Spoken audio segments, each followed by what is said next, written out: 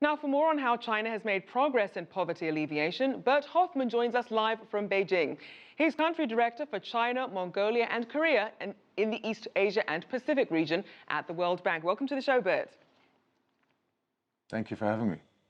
Now, the State Council Poverty Reduction Office laid out its goals. What sort of progress are we seeing in China's poverty reduction initiative? Well, China has made a very strong commitment to eradicating the remaining 75 million poor in China. And it's doing very well. I mean, right now we're already below 50 million, and with the target of Premier Li Keqiang of 10 million less, we're ending up below 40 million. So the target of eradicating poverty by 2020 seems entirely feasible.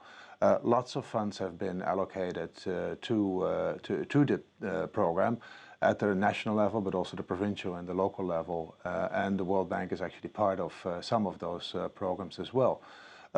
The key feature that gives us confidence that the target will be met is actually that targeting has become a very big part of the program. So it's not just broad focus on county level or village level, but it's really individual targeting of the poor and look at their needs and what it takes to take individuals out of poverty. That is the most efficient way of going forward.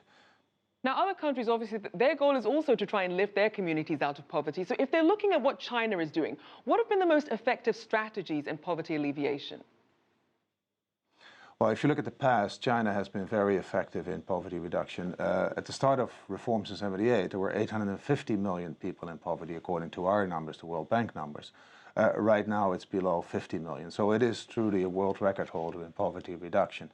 And it's a combination of reforms, of opening up, of creating the jobs for people to lift out of poverty, and then the targeted poverty programs. Now, China started the targeted poverty programs on a geographical targeting. So poor counties were targeted and infrastructure was supplied and extra education was supplied, agricultural inputs were supplied, and that helped people lift out of poverty. Now that there are so few people left in absolute poverty, a more targeted individual approach is needed, and the government is working on that. Agriculture reforms, you just discussed it in the program, remains a very big part of it. Most of the poor people are in rural areas, even though urban poverty is becoming an issue.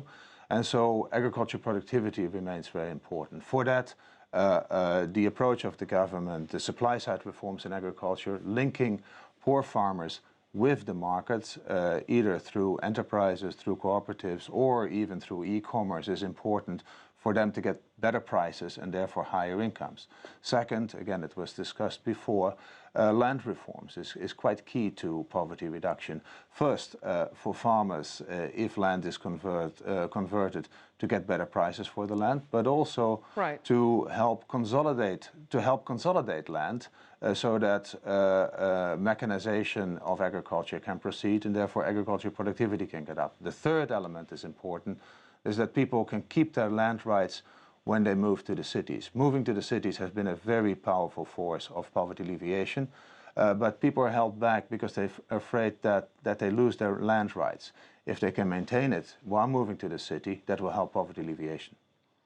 Now, tell us about the experience in some of the pilot areas that we're seeing in terms of agricultural reforms, and perhaps which ones could serve as a real model for others.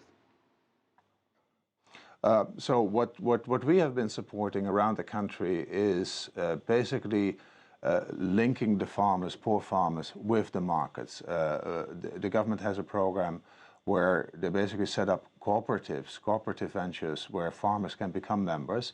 And through those cooperatives that link up with modern enterprises, if you want, with enterprises from the city, they link up to the modern economy. This helps them raise agricultural prices. It also helps them increase the quality of production. And that has been a big factor in poverty alleviation. There's other targeted programs as well. Education remains a very important factor in poverty alleviation. If you want to move to a more productive job, you need to have the skills to do that more productive job. And so the extra effort that the government has put into education, especially in poor areas, is very important as well. And just lastly, if you had to say a key challenge for China's land system reforms, what would it be? Well, the administration of land, the establishment of the property rights that are currently collective but would need to become individualized, and then delineating ownership rights and user rights is going to be very important, because that would allow for the tradability of those rights, right. and that will give way to agricultural consolidation. That's a big effort. I mean, China's a big country, and, yes. you switch from one administration system to the next, and that's not an easy task. All right, we'll have to leave it there. Thank you so much for joining us, Bert Hofman from the World Bank.